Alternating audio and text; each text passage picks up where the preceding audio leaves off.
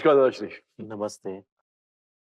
आज की अ, बातचीत का सिलसिला शुरू करते हैं। दादा इट्स लाइक अ सर्कल, एक चक्रव्यूह है। हाँ, हाँ। क्या हम अपने कर्मों के ये जो चक्रव्यूह है जो चल रहा है, इससे हम मुक्त हो सकते हैं? ज़रूर, ज़रूर, ज़रूर मुक्त हो सकते हैं। जैसे जैसे आप ये निर्णय लेते हो कि ये बस हो गया, परेशान हो गया। इंसान जब परेशान होगा तभी वहाँ तक पहुँचेगा कि नहीं अभी मुझे निकलना है। बहुत हो गया भाग-दौड़। सबको मैनेज करना, रिलेशनशिप भी मैनेज करना है ना, कि पत्नी को बुरा ना लगे, बच्चों को बुरा नहीं लगे, दोस्तों को नहीं लगे, मेरे जो परिवार है, सब जितने लोग हैं, किसी को बुरा नहीं लगे। एक को सँभालते दूसरे को बुरा लगता है, फिर पैसे कमाने, घर चलाना है, भविष्य देखना है सभी का, इतनी सारी चीज़ें हैं। फिर लोग आपको बुरा भी कह रहे हैं। तो इतना मुश्किल हो जाता है कि मैं क्या कर रहा हूँ, क्यों कर रहा हूँ? इतना सब करने के बाद भी क्या प्राप्त हो रहा है? फिर ये प्रश्न शुरू होता है धीरे-धीरे कि मुझे अब यहाँ से निकलना है, मुझे इस चक्रव्यूह को तोड़ना है, ये बस हो गया। आज मुझे ये निर्णय खुद के लिए लेना होगा कि मैं शुरुआत करूँ मेरी तरफ से यहाँ से बाहर आने के लिए। क्योंकि ये चक्रव्यूह का अंत उसके अंदर रहते हुए नहीं होगा। जब तक आप उसके अंदर हो, कर्मों से ही आपकी इच्छाएँ बनती हैं। इच्छाओं से फिर कर्म बन रहा है। किसी और को देखते हो उसके पास ज़्यादा है तो मुझे और चाहिए। तो फिर वो इच्छा आ गई, फिर आपने काम किया, फिर थोड़ा-सा आपके पास और थोड़ा ज़्यादा आया। फिर पता चला और उसके पास इससे भी ज़्यादा है। फिर से एक इच्छा आई, फिर से आपने काम किया। तो ये इच्छा, कर्म साथ-साथ चलते हैं, जिसमें आपके संस्कार भी होते हैं। तो इच्छाओं से संस्कार बनते हैं, संस्कारों से कर्म बनता है, कर्मों से फिर से नई इच्छा आती है, नई इच्छाओं के साथ नए संस्कार, नए संस्कारों के साथ नए कर्म। तो ये जो गोल चक्र है, ये जन्मों-जन्मों तक चलता है। पता भी नहीं चलता है कि 50 जन्म हो गए, 60 जन्म हो गए, 10,000 साल गुज़र गए, हम उस चक्रव्यूह के अंदर ही हैं। अभी अंदर रहते हुए तो आप निकल नहीं सकते हो, क्योंकि मैं फँसा हुआ हूँ। क्या करूँ, कैसे करूँ? रास्ता बाहर जाने का पता नहीं है। तो इसमें फिर आपको सत्य जो है, उसे पकड़ना होता है। सत्य जो है इस चक्रव्यूह के बाहर है, जो अभी दिखाई देता नहीं है, पर वो है कहीं पर तो है। आज हम जो बैठे हैं इस वक़्त, आपके लिए सत्य कुछ तो है पर आपको दिखाई नहीं दे रहा है, इतना ही सोचना है। कुछ तो है पर मुझे पता नहीं क्या है। कुछ तो सत्य है, जहाँ से हम सब आए हैं। मुझे अभी उसको पकड़ना है। जब इच्छा आपके अंदर जागृत होती है, फिर आप धीरे-धीरे इस चक्रव्यूह से बाहर निकलने के लिए शुरुआत करते हो। मुझे अभी यहाँ से निकलना है और देखना है। वो एक कर्म जो है नियम है धरती का, तो बिना कर्म धरती चल नहीं सकती। तो आपको कर्म करना ही होता है। पर कर्म करते-करते आप उससे विमुक्त हो सकते हो।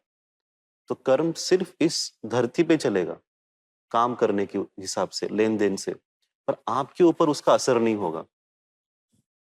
आप उस कर्म के असर से हमेशा मुक्त रहोगे और सब कुछ करते रहोगे क्योंकि अभी आप सत्य के साथ हो गए।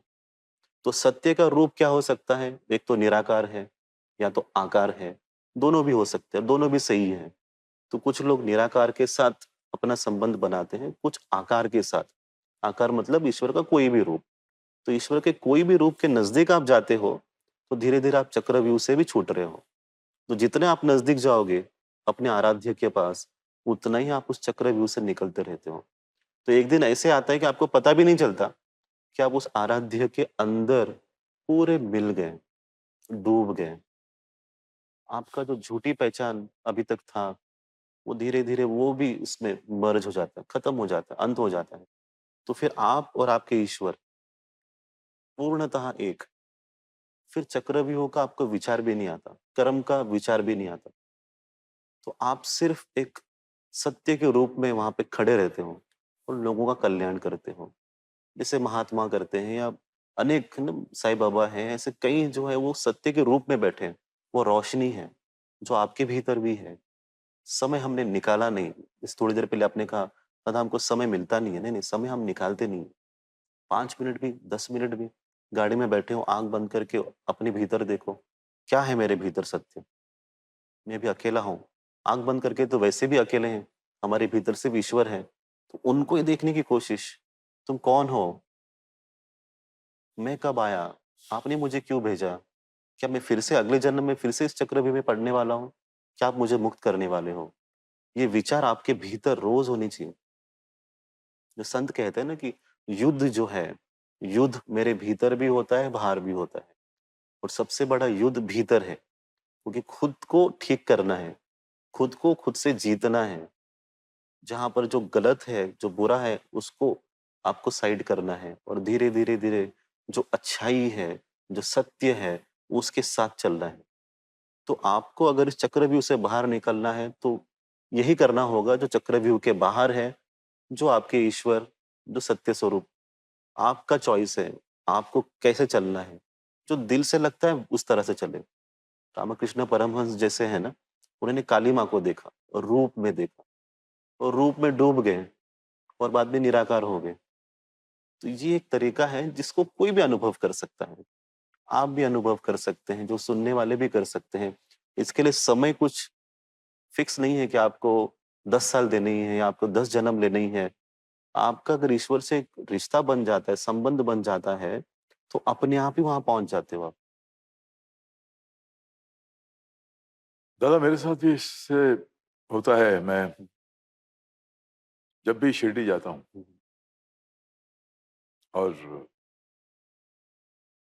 पहली झलक बाबा की मुझे उनके मंदिर में दिखती है, तो मेरी आंखों से आंसू बहने कम नहीं होते। और ये दुख के आंसू नहीं है, प्रेम के आँसू। ये प्रेम के आंसू हैं, क्योंकि लगता है कि प्रेम। और एक और बात, जब मैं हमेशा आपसे जब भी बात करता हूं तो आप जिस तरह समझाते हैं, तो उसमें से एक बात जो है वो हमेशा मुझे पकड़ में आ जाती है। जैसे खुद को खुद से जीतना है, 5 लफ्ज हैं, लेकिन सब कुछ एक्सप्लेन कर देते हैं। चलिए कोशिश करेंगे। ज़रूर, ज़रूर। खुद को खुद से जीतना है। हम तो दुनिया को जीतने के पे लगे रहते हैं, हुँ, अपने पड़ोसी की जीतने में लगे रहते हैं, अपने दोस्तों को जीतने में लगे रहते हैं। हमेशा की तरह आपसे बात करने में वही आनंद, वही सुकून, वही शांति मिली। और आई एम श्योर कि ये हमारी जो गुफ्तगू रही, हमारा जो ये वार्तालाप रहा, ये सिर्फ इस मोमेंट के लिए, इस लम्हे के लिए करेंगे नहीं हुँ, होगा। हुँ। हम आगे भी चल के बात करेंगे। Thank you.